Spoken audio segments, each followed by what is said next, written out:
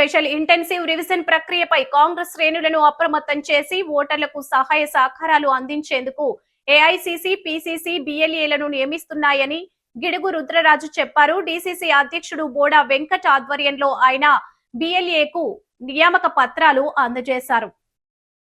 ఈ సందర్భంగా స్థానిక టీనగర్లో జరిగిన కార్యక్రమంలో రాజమండ్రి సిటీకి బిఎల్ఏగా మాజీ రాష్ట్ర అధికార ప్రతినిధి కొవ్వూరి శ్రీనివాస్, నిడదవోలుకి అరిగెల అరుణకుమారి, రాజానగరానికి ఉండ్రు శ్రీనివాసులను పిసిసి పంపిన నియామక పత్రాలను డిసిసి అధ్యక్షుడు బోడ వెంకట్ చేతుల మీదుగా రుద్రరాజు సమక్షంలో అందజేశారు.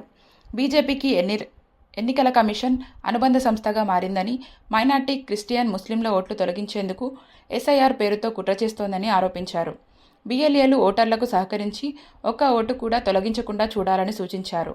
బోడ వెంకట్ మాట్లాడుతూ బిఎల్ఏలు ఓటర్ల జాబితాలను పరిశీలించుకొని బూత్ల వారీగా ముందుకు సాగాలన్నారు. బీజేపీ ప్రభుత్వానికి త్వరలోనే ప్రజలు సరైన గుణపాఠం చెబుతారని, రాహుల్ గాంధీ ప్రధాని అవ్వడం తథ్యమన్నారు. కొవ్వూరి శ్రీనివాస్ మాట్లాడుతూ తమకు బిఎల్ఏగా అప్పగించిన బాధ్యతను సమర్థవంతంగా నిర్వహిస్తామన్నారు.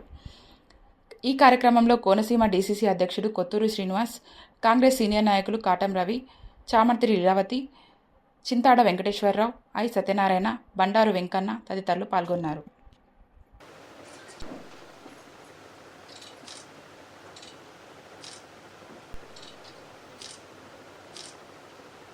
కూడా విజ్ఞప్తి చేస్తున్నాను.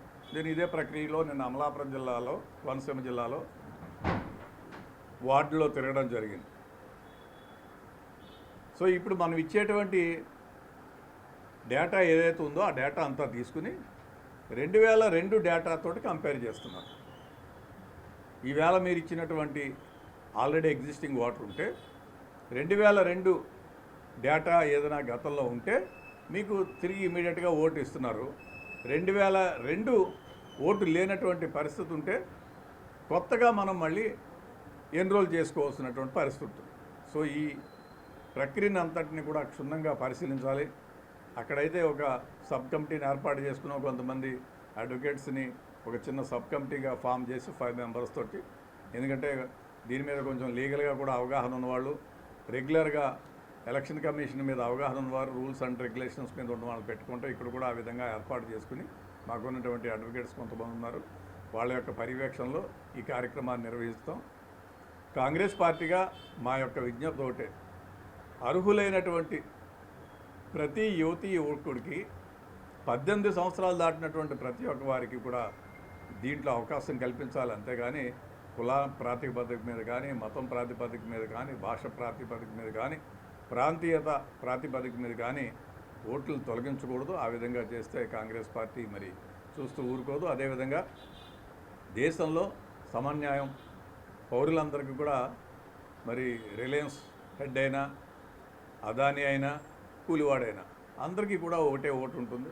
సో ఆ ఓటుని సద్వినియోగం చేసుకునేటువంటి నేపథ్యంలో ప్రజలకి ఇచ్చేటువంటి మంచి అవకాశం. ప్రజలందరూ కూడా మీ యొక్క ఓటు హక్కుని కాపాడుకోవాలి, ఓటు హక్కుని ఏర్పరచుకోవాలి. ప్రధానంగా స్వచ్ఛంద సంస్థలు, లయన్స్ కానీ, రొటేరియన్స్ కానీ, అదేవిధంగా సోషల్ యాక్టివిస్ట్. ఈరోజు రాహుల్ గాంధీ గారి జన్మదినాన దేశవ్యాప్తంగా ఓ పండగ వాతావరణంలో ఉత్సవాలు చేసుకుంటూ ఉంది కాంగ్రెస్ పార్టీ. అలానే ఈరోజు ఎలక్షన్ కమిషన్ని ఈరోజున కొత్తగా మాకు బిఎల్ఏగా మమ్మల్ని పిసిసి నియమించింది. రాజమండ్రికి కొవ్వూరి శ్రీనివాసరావు, నన్ను రాజానగరం నుంచి శ్రీనివాసరావు గారిని, నిడదవోలు నుంచి అరిగెల అరుణకుమారి గారిని ప్రస్తుతం మాకు పిసిసి సిడబ్ల్యూసి మెంబర్ ముఖ్య అతిథిగా జిల్లా ప్రెసిడెంట్ బోడా వెంకట గారు మాకు ఈరోజు పిసిసి పంపిన ఆర్డర్స్ని మాకు ఇవ్వడం జరిగింది. ఈరోజు బిఎల్ఏగా మా పరిధి ఏమిటంటే ఇవాళ రాజమండ్రిలో 244 బూతులు ఉన్నాయి సుమారుగా. ఈ బూతులన్నిటికీ కూడా నేను వీటన్నిటి పరిధిలో నాకు దాని ఫుల్ ఇన్ఫర్మేషన్ ఎంఆర్ఓ గారు, ఎలక్షన్ కమిషన్ ఇవ్వాలి. నేను కూడా అందరినీ అక్కడ బిఎల్ఓస్గా నియమించుకునే అధికారం.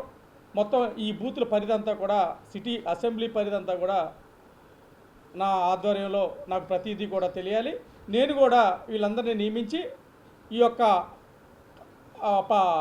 ప్రోగ్రామ్ని సక్సెస్ చేయడం కోసం ఈ పిసిసి అధ్యక్షులు వారు మమ్మల్ని నియమించడం, వారికి కూడా కృతజ్ఞతలు తెలియజేస్తూ ఉన్నాం.